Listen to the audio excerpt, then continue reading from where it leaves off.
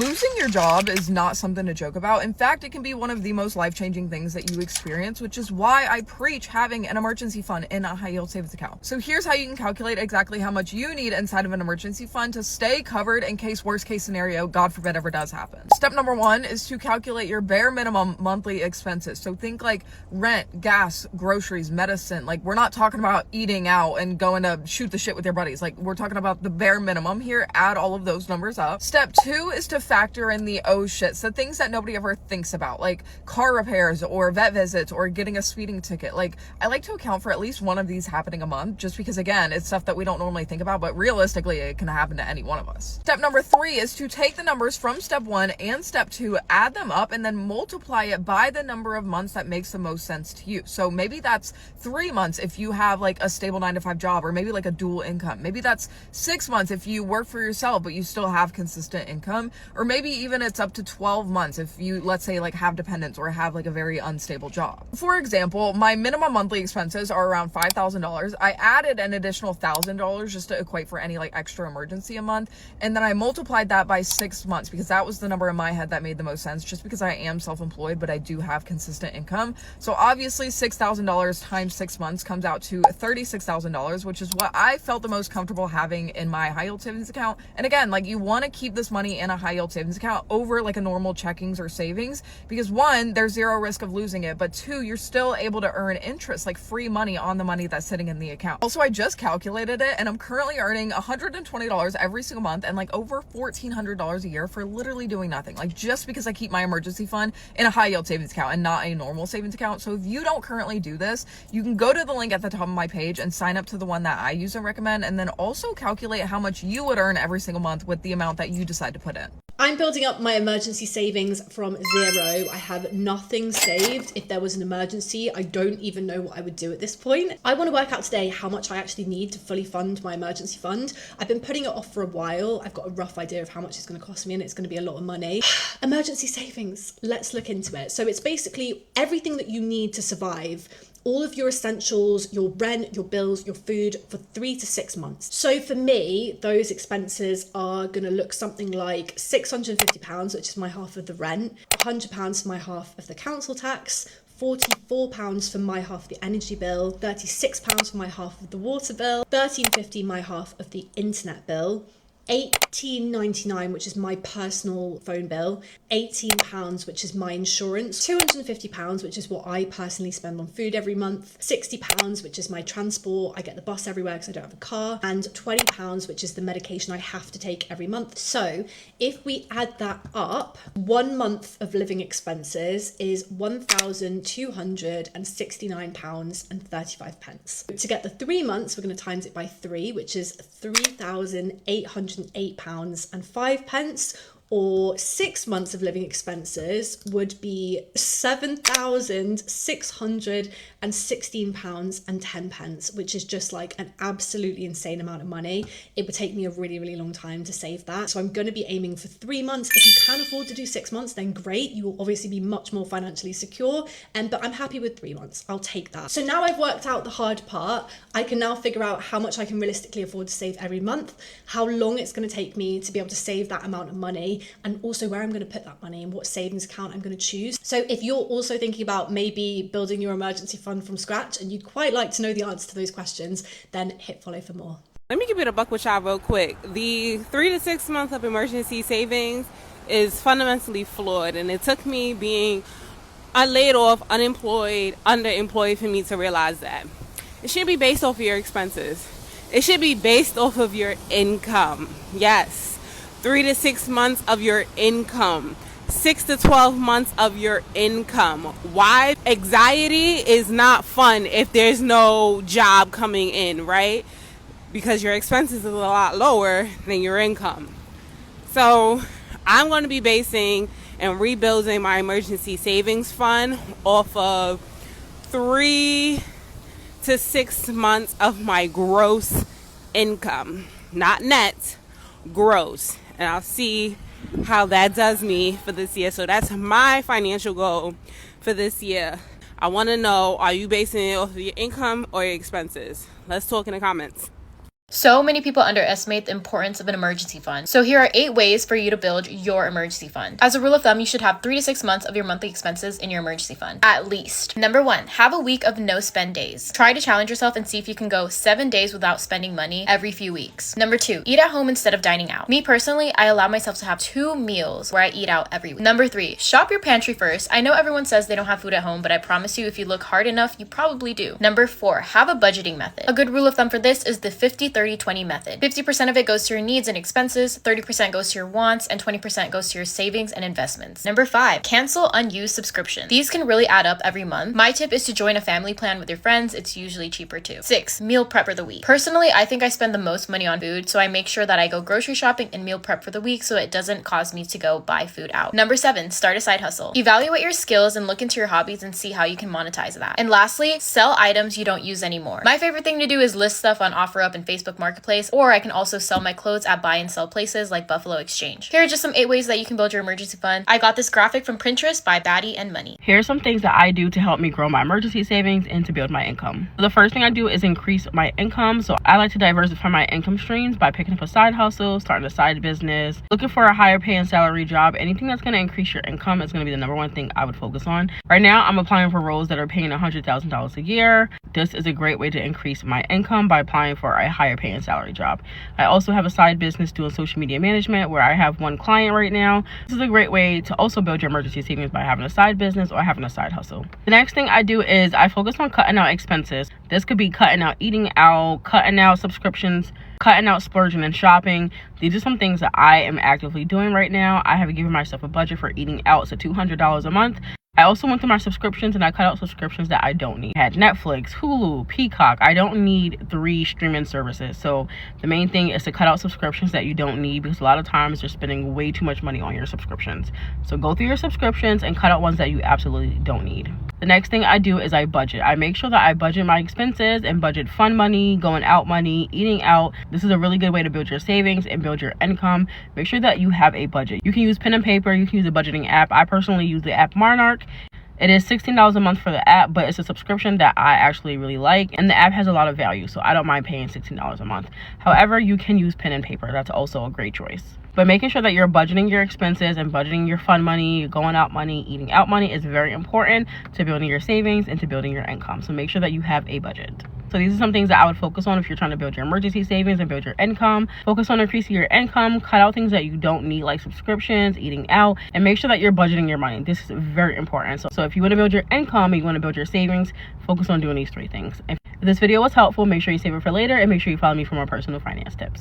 1 in 4 Americans cannot afford a $1,000 emergency expense.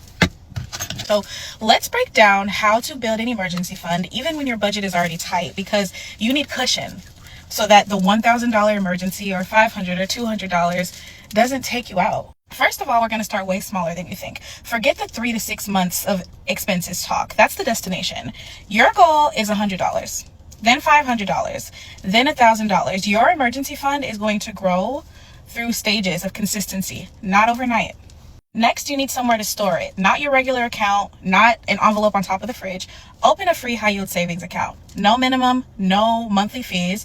It's out of sight, so almost out of mind, less temptation to spend it, and you're also making money. Then you want to automate your saving. Even if all you can do is $10 a week, automate it, because consistency beats vibes. Think about it. $10 every week for a year is $520.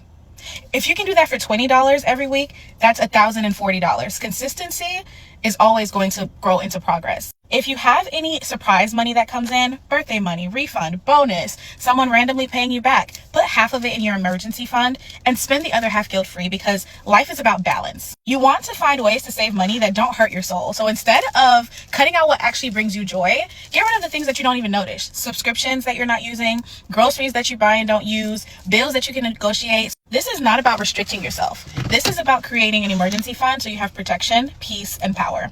I spent my 6-figure emergency fund and now I am in the process of building it back up, and I'm going to take you along with me. I'm a CPA and I run my household's finances like an accounting firm, and I decided we're going to spend the next couple of months building our emergency fund back up to $100,000. If you are working on building up your emergency fund, here's the strategy I'm going to use. I'm going to break up all of our extra money from our paychecks into 3 places: the emergency fund, putting it in a brokerage account, and paying down the mortgage. I plan to do all 3 at the same time. A lot of people out there that will tell you that you can only do one at the same time, and I don't believe that at all. What's important to note here is it doesn't really matter how much you are putting towards everything. What matters is that you are actually doing it. You are actually paying down your debt. You are actually investing. You are actually saving. Because I know how important having an emergency fund is, especially in this economy when people are losing their jobs left and right, I want to make sure that my family is covered for any sort of emergency. Even though this money will be sitting in a high yield savings account, I know that it would be making me more money in the stock market